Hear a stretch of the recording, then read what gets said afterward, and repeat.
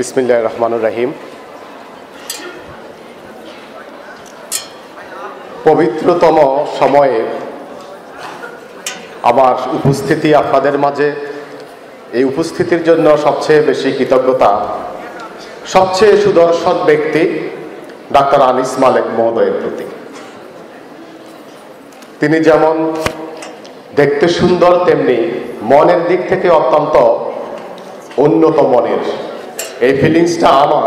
আপনাদের কি এই ফিলিংসের সাথে কোনো দ্বিমত আছে? বিসমিল্লাহির রহমানির রহিম। আমাদের সম্মানিত উপস্থাপক, একজন শিক্ষক, তিনি বলেছেন আগামীকালকে পহেলা ফাল্গুন এবং বিশ্ব ভালোবাসা দিবস। শিক্ষকের সাথে দ্বিমত করা একটা বেয়াদবি, কিন্তু শিক্ষকের সাথে ভালোবাসা রেখে বলতেছি আগামীকালকে কোন ভালোবাসা দিবস সেটা ভিন্ন কথা, কিন্তু আগামীকালকে পহেলা ফাল্গুন নয়, ফাল্গুন আজ। আজ ফাল্গুনের ফুলে ফুলে ভরে ওঠা এই কায়সার চৌধুরী মিলনায়তন, যার উজ্জ্বল প্রমাণ আমার স্নেহের শিক্ষার্থীবৃন্দ। ফাল্গুন পৃথিবীতে কখনো আগেই চলে আসে। পৃথিবীতে কখনো কোনো কোনো ভালো কিছুর জন্ম আগে হয়। আপনারা নার্সিং শিক্ষা ব্যবস্থা নিয়ে শুনেছেন, আপনাদের ব্যবহার কেমন করলে আপনারা কতটা সমৃদ্ধি লাভ করবেন, এই কথাগুলো শুনেছেন। সবাই বলেছেন, মাননীয় অতিথি মহোদয়গণ বলেছেন, কিন্তু আমি এই বিষয় নিয়ে কথা বলতে চাই না। যে বিষয়টি বারবার রিপিট করা আসলে কারো কাছে অমন ভালো লাগবে না। আমি উদয় এবং উদয়ন নিয়ে দুটি কথা বলবো। 2012 সালের ফেব্রুয়ারির প্রথম কিংবা দ্বিতীয় সপ্তাহ প্রফেসর ডাক্তার আব্দুল মালেক মহোদয়ের সাথে মিরপুরে আমার প্রায় এসে আলোচনা হতো বিভিন্ন শিক্ষা প্রতিষ্ঠান নিয়ে। তার সাথে প্রস্তাব করলাম যে বরিশাল বিভাগে নার্সিং কলেজ নাই, কোনো বেসরকারি বিশ্ববিদ্যালয় নাই, কোনো বেসরকারি মেডিকেল কলেজ নাই। তখন সম্ভবত হেলথ টেকনোলজিও ওভাবে বরিশাল বিভাগে হয়নি। স্যার বরিশালে একটি নার্সিং কলেজ গড়ে তোলেন। বরিশালে একটা বেসরকারি মেডিকেল কলেজ হতে পারে, বিশ্ববিদ্যালয়ও হতে পারে, কিন্তু পদ্মার ওপারে এত চর, এত পানি ডিঙ্গিয়ে মানুষ যেতে চায় না, ডাক্তাররা যেতে চাইবে না। কিন্তু বরিশালের মানুষের জন্য তো কিছু করতে হবে। প্রফেসর ডাক্তার আব্দুল মালেক স্বপ্ন দেখেছিলেন সেখানে নার্সিং কলেজ করবেন। বেসরকারি বিশ্ববিদ্যালয় এবং মেডিকেল কলেজ প্রতিষ্ঠার স্বপ্ন স্যারের ছিল। সেই ধারাবাহিকতায় মার্চে তিনি চট্টগ্রাম গিয়েছিলেন একটি বেসরকারি মেডিকেল কলেজ প্রতিষ্ঠা সংক্রান্ত আলোচনা করতে। প্লিজ আপনারা যদি সাইড টকিং করেন, এখানে সাউন্ড চলে আসে। সেই শিক্ষা প্রতিষ্ঠান গড়ে তোলার মিটিংয়ে আপনারা অনেকে হয়তো জানেন, অনেকে জানেন না, তিনি সেদিন মৃত্যুবরণ করেছেন 29 মার্চ 2012। যেই ব্যক্তি শিক্ষা প্রতিষ্ঠান গড়ে তোলার জন্য আলোচনা করতে গেছেন, আরো মানুষকে একত্রিত করেছেন, যে শিক্ষা প্রতিষ্ঠানে ডাক্তার গড়ে উঠবে, যে শিক্ষা প্রতিষ্ঠানে নার্স গড়ে উঠবে, যেখানে মানুষ সেবা পাবে, তেমনি একটি মেডিকেল কলেজ, যার নাম বর্তমানে মেরিন সিটি মেডিকেল কলেজ, সেই কলেজ গড়তে গিয়েছিলেন মানুষের জন্য। সেখানেই তার শেষ নিঃশ্বাস ত্যাগ করা। শেষ বিন্দু পর্যন্ত কেবল ডাক্তারদের জন্য, নার্সদের জন্য, মানুষের জন্য কথা বলে গেছেন, চিন্তা ভাবনা করে গেছেন প্রফেসর ডাক্তার আব্দুল মালেক। আমি যেটা বলেছি যে উদয় এবং উদয়ন, উদয় থেকে এই উদয়নের আবির্ভাব। তিনি তো উদয় করেছিলেন 1985 সালে বাংলাদেশের প্রথম ডায়াগনস্টিক, নার্স ডায়াগনস্টিক। প্রিয় শিক্ষার্থীবৃন্দ, আজকে 200 জন নবীন বরণ আর 106 জন হলো বিদায়ী শিক্ষার্থী। 106 জন শিক্ষার্থী আজকে বিদায় নেবেন, আর নবীন বরণ আজকে আগত হয়েছেন 200 শিক্ষার্থী। আনিস মালেক মহোদয়ের দৃষ্টি আকর্ষণ করছি সাংঘাতিকভাবে আপনার অগ্রসর প্রতিষ্ঠানের। এই প্রতিষ্ঠানের এখন কিন্তু 10 বছর। 2015 সালে আবির্ভাব হয়েছিল উদয়ন নার্সিং কলেজ। 2024, 10 বছরের শিশু। আপনারা অধিকাংশই তো এখানে নারী। কিন্তু আমার কাছে আপনারা সবাই নার্স, সবাই শিক্ষক। এখানে নারী পুরুষের কোনো ভেদাভেদ নেই, আমরা সবাই শিক্ষক, আমরা সবাই নার্স, আমরা সবাই এখানে এসেছি আগামীর বিশ্বকে সাজানোর জন্য, আগামীর পৃথিবীকে রাঙিয়ে দেওয়ার জন্য। বলুন, 10 বছরের একটি শিশু কতটুকুই বা সমৃদ্ধ হতে পারে? কিন্তু আমি আশ্চর্য হয়েছি, 10 বছর বয়সের উদয় নার্সিং কলেজ, পরিপূর্ণ এক যুবক, পরিপূর্ণ এক অষ্টাদশী যুবক, যাকে কবি বলেছেন, হে অষ্টাদশী তোমাকে হাতছানি দিয়ে রাখছি, আগামীর যুদ্ধের জন্য তুমি প্রস্তুত হও। আমার উদয়ন নার্সিং কলেজ এখন অষ্টাদশী যুবক। উদয়ন নার্সিং কলেজ এগিয়ে যাবে, অনন্তকালের পথে এগিয়ে যাবে। চেয়ারম্যান মহোদয় বললেন যে রাজশাহীতে স্থায়ী ক্যাম্পাসের জায়গা নেওয়া হয়েছে। কি আশ্চর্য! স্থায়ী ক্যাম্পাসের মধ্যে হয়তো 2025 সালে নতুন ভবনের নির্মাণ কাজ শুরু হবে। আমরা স্বপ্ন দেখি 2030 সালে উদয়ন নার্সিং কলেজ বাংলাদেশের শ্রেষ্ঠ নার্সিং কলেজের মর্যাদা পেতে পারে। আমি কয়েকদিন আগে একটি প্রতিবেদন প্রকাশ করেছিলাম। রাজশাহী মেডিকেল কলেজ হসপিটালের পরিচালক মহোদয় এখানে আজকে নেই।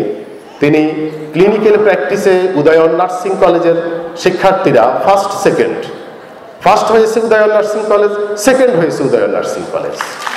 আমি একটা প্রতিবেদন সম্পাদনা করেছিলাম, চেয়ারম্যান মহোদয়কে দিয়েছি। উদয়ন নার্সিং কলেজ উত্তরবঙ্গের বাতিঘর, নার্সিং শিক্ষার বাতিঘর। এই বাতির সাথে সম্পর্ক উদয়ের। উদয়, রবি থেকে উদয় শব্দের উৎপত্তি, আর উদয় থেকে উদয়নের উৎপত্তি। তাহলে বললাম যে উদয় হয়েছে ডাক্তার মালেক স্যারের হাত ধরে প্রথম বাংলাদেশের ডায়াগনস্টিক, নার্স ডায়াগনস্টিক। তারপরে উদয় হয়েছে এই রাজশাহী বিভাগের প্রথম বেসরকারি dental college, Udayan dental college. তারও কিন্তু উদয় মালেক স্যারের হাত ধরে। একজন মালেক স্যার আমাদের থেকে হারিয়ে গেলেও তিনি আরো 2জন মালেক রেখে গেছেন, ডাক্তার আনিস মালেক, ডাক্তার আরিফ মালেক। মালেক কিন্তু আমাদের থেকে হারায়নি। প্রিয় শিক্ষার্থীবৃন্দ, আপনারা ফ্লোরেন্স নাইটিঙ্গেলকে চেনেন, জানেন, শুনেছেন। আপনারা লিন্ডা রিজের কথাও কেউ কেউ শুনেছেন, যিনি 1800 শতকে প্রফেশনাল নার্সিং নিয়ে প্রথম কাজ শুরু করেছিলেন। আপনারা নওশিনা ভানুকেও চেনেন, নওশিনা ভানুর কথাও আপনারা শুনেছেন। আপনারা মেজর ডালিমকে হয়তো কেউ কেউ চিনেন, মালতী বড়ুয়াকেও হয়তো কেউ চিনেন। আমি বিশ্বাস করি আপনাদের মাঝে, আপনাদের আগামী প্রজন্ম, যেহেতু আপনারা নারী এবং পুরুষ আছেন, কিছু সংখ্যক শিক্ষার্থী, আপনাদের ঘরে ঘরে নওশিনা ভানুর জন্ম হতে হবে, মালতী বড়ুয়ার জন্ম হতে হবে, মেজর ডালিমের জন্ম হতে হবে, ফ্লোরেন্স নাইটিঙ্গেলের জন্ম হতে হবে। 2023 সালের 25 এপ্রিল গণপ্রজাতন্ত্রী বাংলাদেশ সরকারের সহযোগিতায় ওয়ার্ল্ড রিসার্চ এডুকেশন ফ্রেমওয়ার্ক উদ্যোগে আমরা কয়েকজন ইংল্যান্ড ভিজিটে গিয়েছিলাম, লন্ডনে গিয়েছিলাম কতগুলো বিষয় দেখতে। তো 24টি দেশের প্রতিনিধি, প্রস্তাব রাখা হলো যে আপনারা কোথা থেকে শুরু করবেন, অক্সফোর্ড বিশ্ববিদ্যালয় থেকে শুরু করবেন, নাকি ক্যামব্রিজ থেকে শুরু করবেন, নাকি কুইন ম্যারি থেকে শুরু করবেন। আমি সাহস করে প্রস্তাব দিলাম যে না, আমরা শুরু করব কিংস কলেজ লন্ডন থেকে। কেন বিশ্ববিদ্যালয় পেলে কলেজে কেন? আমার যুক্তি হলো, কিংস কলেজ লন্ডনে লেখাপড়া করেছেন ফ্লোরেন্স নাইটিঙ্গেল, নার্সিং পৃথিবীর জননী, নার্সিং পৃথিবীর পথ প্রদর্শক। সবাই এক বাক্যে স্বীকার করলেন যে অবশ্যই ফ্লোরেন্স নাইটিঙ্গেলকে সম্মান করতে ইংল্যান্ডের সব বিশ্ববিদ্যালয়কে দ্বিতীয় কাতারে রেখে আমরা প্রথম গিয়েছিলাম কিংস কলেজ লন্ডন। যেই গেটে ঢুকতেই ফ্লোরেন্স নাইটিঙ্গেলের ছবি দেওয়া আছে, যেখানে লেখা আছে মাদার অব দ্য ল্যাম্প, এ ধরনের একটি ল্যাঙ্গুয়েজ লেখা আছে। Lady with the lamp, right, the lady with the lamp. আপনারা প্রত্যেকেই কিন্তু এক একজন লেডি, এক একজন ল্যাম্প। কারণ নার্স পৃথিবীর শ্রেষ্ঠতম একটি শব্দ।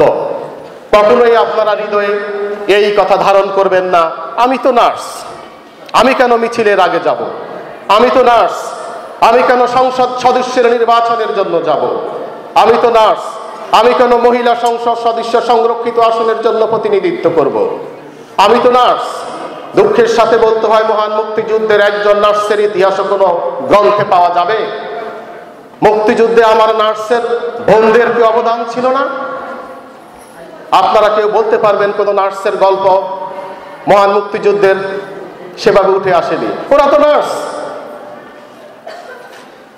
এই তো ছিল আমাদের স্লোগান।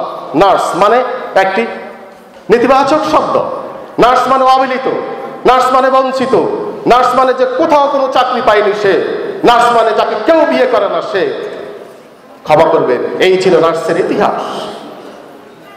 মেজর ডালিমকে তো বলেছিল, তোমাকে সেনাবাহিনীর অফিসার মনে করে বিয়ে করতে আসলাম, ও তুমি মেডিকেল করে নার্স। ছেলেটা উঠে চলে যাচ্ছে। মেজর ডালিম দাঁড়িয়ে সাহস করে বললেন, শুনুন, আমি নার্স, এটাই আমার জীবনের শ্রেষ্ঠ পরিচয়, আমি বিয়ে করব না, প্রয়োজন নেই কোনো পুরুষের।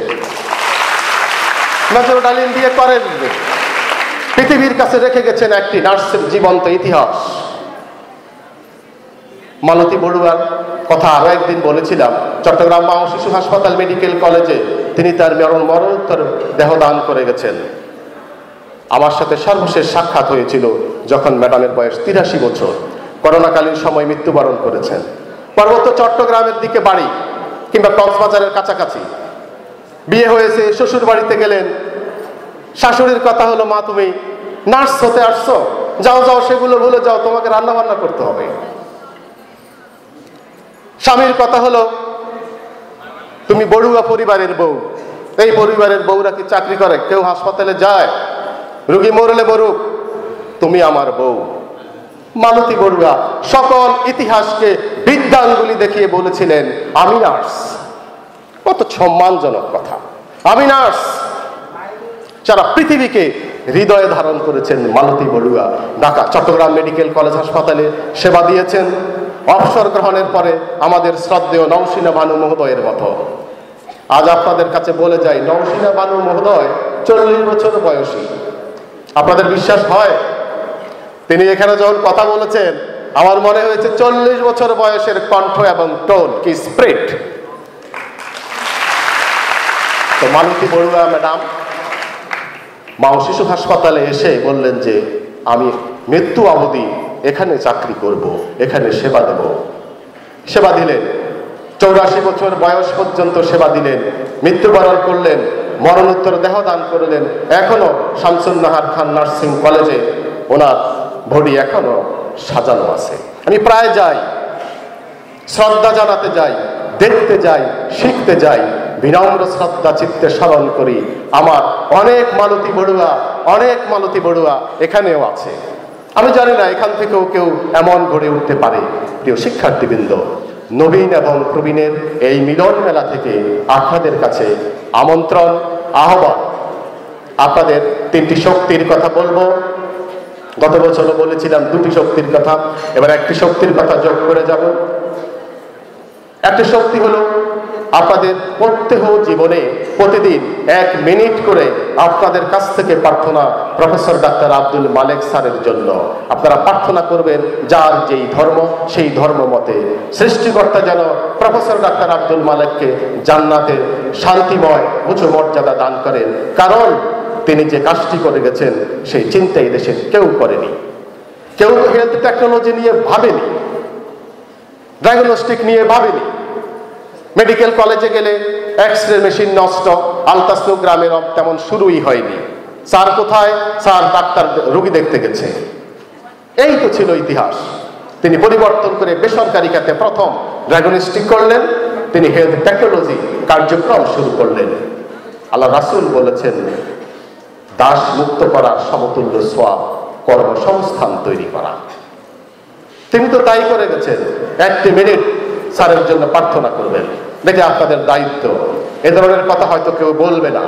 এগুলি কিন্তু মোটিভেটেড স্পিচ, এগুলি আপনার ধ্যান, চিন্তা, জ্ঞানকে পরিবর্তন করবে।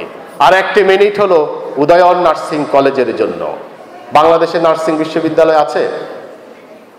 প্রিয় শিক্ষার্থীবৃন্দ, বাংলাদেশে নার্সিং বিশ্ববিদ্যালয় আছে? নাই। সাহস করে বলবেন বাংলাদেশে নার্সিং বিশ্ববিদ্যালয় নাই। তাহলে নার্সিং বিশ্ববিদ্যালয় হতে পারে উদয়ন নার্সিং বিশ্ববিদ্যালয়। এই রাজশাহীতে উদয়ন নার্সিং বিশ্ববিদ্যালয় হতে পারে। মাননীয় শিক্ষামন্ত্রী কয়েকদিন আগে এসে গেলেন, আমি মাননীয় স্বাস্থ্যমন্ত্রী মহোদয়ের কাছেও এই প্রস্তাব দেব, অভিনন্দন জানাই। নার্সিং শিক্ষকদের নার্সিং টিচার্স ট্রেনিং ইনস্টিটিউট, বহুবার বলেছি, ম্যাডাম জানেন আমি অনেক পত্রিকায় লিখেছি। পরশুদিন দেখলাম কানাডিয়ান এম্বাসি থেকে কয়েকজন এসে মাননীয় স্বাস্থ্যমন্ত্রী সামন্তলাল স্যারকে বলতেছেন যে আমরা কানাডিয়ান এম্বাসির উদ্যোগে নার্সেস টিচার্স সেন্টার স্থাপন করব। যে স্বপ্নগুলো দেখতে থাকবো, বলতে থাকবো, কারো না কারো হাত ধরে সেটা কিন্তু প্রতিষ্ঠিত হবে। আমাদের দেশে নার্সেস বিশ্ববিদ্যালয় হবে। আরো দুটি ইতিহাস বলে যাই। 1972 সালের 30 জুলাই বাঙালি জাতির রাষ্ট্রের স্থপতি বঙ্গবন্ধু শেখ মুজিবুর রহমান অসুস্থ হয়ে লন্ডন গেলেন গল ব্লাডার অপারেশন করতে। সাথে গেলেন IPGMR এর প্রতিষ্ঠাতা, বঙ্গবন্ধু শেখ মুজিব মেডিকেল বিশ্ববিদ্যালয়ের প্রতিষ্ঠাতা, প্রথম প্রস্তাবক জাতীয় অধ্যাপক ডাক্তার নুরুল ইসলাম স্যারকে। তো বঙ্গবন্ধু গেছে, বঙ্গবন্ধুকে বাঙালি আওয়ামী লীগ বিএনপি দিয়ে হিসাব করে, ইংল্যান্ডের লোকেরা তা করে না। ইংল্যান্ডের কাছে বঙ্গবন্ধু একটি জাতি রাষ্ট্রের প্রতিষ্ঠাতা, আওয়ামী লীগ বিএনপি সেটা ভিন্ন কথা। রানী এলিজাবেথ তার ব্যক্তিগত ডাক্তার এডওয়ার্ড মুরি সম্ভবত নাম, ওনাকে বললেন যে তুমি বঙ্গবন্ধুর অপারেশনের দায়িত্ব নাও। বঙ্গবন্ধু হেসে বললেন যে আমি একজন বাঙালি ডাক্তার খুঁজি, আমার চিকিৎসার জন্য ইংল্যান্ডে কোনো বাঙালি ডাক্তার আছে কিনা। তো তখন ডাক্তার কাজী নজরুল ইসলাম, নজরুল কখনো মরে না, যেমন ডাক্তার মালেকরা কখনো মরে না, তেমনি নজরুলরাও মরে না। সেখানে একজন ডাক্তার আসলেন, তার নাম ডাক্তার কাজী নজরুল ইসলাম। তিনি বললেন যে বঙ্গবন্ধু আমি প্রস্তুত। মুজিবের হাসি কে দেখে। তিনি ইংল্যান্ডে গিয়ে বাঙালি ডাক্তার পেলেন এবং রানী এলিজাবেথের চিকিৎসক দুজন মিলে সম্মিলিতভাবে তার পিত্তথলির অপারেশন করল। তিনি জ্ঞান ফেরার পরে বেগম মুজিবকে বললেন, ফজিলাতুন্নেসা মুজিব, বঙ্গবন্ধু আর ডাক্তার নুরুল ইসলাম স্যার তিনজনে গিয়েছিলেন। বললেন যে রেনু একটা নার্স কি আমার নেই, কোনো বাঙালি নার্স কি ইংল্যান্ডে নেই? দুঃখের সাথে বলতে হয় তখনও নার্সদেরকে নিয়ে এত গর্বের আলোচনা ছিল না, নার্সদের নিয়ে এত ভাবনা চিন্তা ছিল না। ওই যে বললাম নার্স তো পেছনের সারির মানুষ, নার্সদের পৃথিবীর সবচেয়ে গুরুত্বপূর্ণদের একজন। নার্সদের উদয় রবির সেই মহাকবিতা সেটা তো তখন ওভাবে গুরুত্ব দেওয়া হয়নি। বিশ্বাস করুন বেগম মুজিব সেদিন থেকে এই নার্স নিয়ে ভাবতে শুরু করছেন। তিনি দেশে আসলেন, জাতীয় নুরুল ইসলাম স্যারকে বললেন যে ডাক্তার সাহেব নার্স গড়ার ব্যবস্থা করেন। বঙ্গবন্ধু তো ইংল্যান্ড গিয়ে বাঙালি নার্স খুঁজছেন, পাননি, কিন্তু বাঙালি ডাক্তার পেয়েছেন। সেই তো শুরু হলো নার্সকে নিয়ে ভাবনা চিন্তা। বেগম মুজিব মৃত্যু পর্যন্ত বিভিন্ন সময় নার্সকে নিয়ে আলোচনা করতেন। সেই আলোচনার সুবাদে হলো মাননীয় প্রধানমন্ত্রী আশুলিয়ায় প্রতিষ্ঠা করলেন Fazilatunnesa Mujib KPG nursing institute and college. সূত্র কিন্তু ওই বেগম মুজিবের সেই 1972-এর 30 জুলাইয়ের চিন্তা। তা আমরা বিশ্বাস করি মাননীয় প্রধানমন্ত্রীর হাত ধরে বাংলাদেশে নার্সিং বিশ্ববিদ্যালয় গড়ে উঠবে। রাজশাহীতে যেমন প্রথম বেসরকারি ডেন্টাল গড়ে উঠেছে, বেসরকারি নার্সিং বিশ্ববিদ্যালয় গড়ে উঠতে পারে, এইভাবে এগিয়ে যেতে পারে উদয় এর সাথে সম্পৃক্ত হয়ে উদয়ন নার্সিং কলেজ এবং উদয়ন নার্সিং কলেজ পরিবার। শুভকামনা থাকলো আপনাদের মধ্য থেকে গড়ে উঠুক নওশিনা বানু, আপনাদের মধ্য থেকে গড়ে উঠুক মালতী বড়ুয়ার মতো অসংখ্য মহিষী নারী। এখান থেকেই সৃষ্টি হোক আগামীর উন্নত প্রজন্ম, স্মার্ট বাংলাদেশ বিনির্মাণের দক্ষ হাতিয়ার, দক্ষ নার্স। আল্লাহ হাফেজ, আসসালামু আলাইকুম।